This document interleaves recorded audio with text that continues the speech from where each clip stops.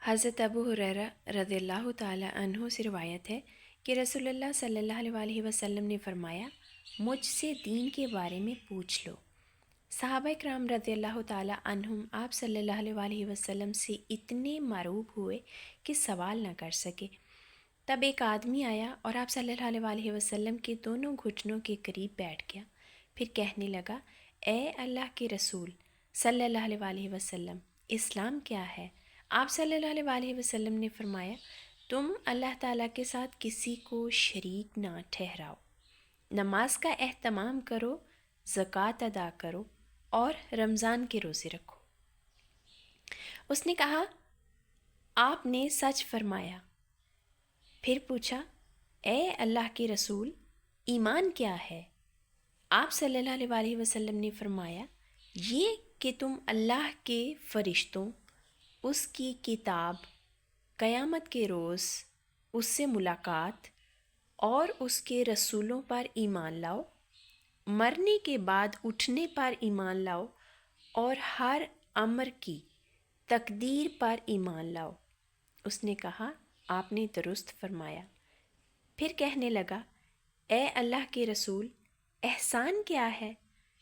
آپ صلی اللہ علیہ وسلم نے فرمایا، تم اللہ تعالیٰ سے اس طرح ڈرو گویا تم اسے دیکھ رہے ہو، پھر اگر تم اسے دیکھ نہیں رہے تو وہ یقیناً تمہیں دیکھ رہا ہے۔ اس نے کہا، آپ نے صحیح فرمایا۔ پھر پوچھا، اے اللہ کے رسول صلی اللہ علیہ وسلم، قیامت کب قائم ہوگی؟ آپ صلی اللہ علیہ وسلم نے جواب دیا، جس سے قیامت کے بارے میں پوچھا جا رہا ہے وہ پوچھنے والے سے زیادہ نہیں جانتا۔ میں تمہیں اس کی علامات بتائے دیتا ہوں۔ جب دیکھو کہ عورت اپنے آقا کو جنم دیتی ہے تو یہ اس کی نشانیوں میں سے ہے، اور جب دیکھو کہ ننگے پاؤں اور ننگے بدن والے، گونگے اور بہرے زمین کے بادشاہ ہیں تو یہ اس کی علامات میں سے ہے، اور جب دیکھو کہ بھیڑ بکریوں کے چرواہے اونچی سے اونچی عمارات بنانے میں باہم مقابلہ کر رہے ہیں تو یہ بھی اس کی نشانیوں میں سے ہے۔ یہ قیامت کا وقوع غیب کی ان 5 چیزوں میں سے ہے جن کو اللہ تعالیٰ کے سوا کوئی نہیں جانتا۔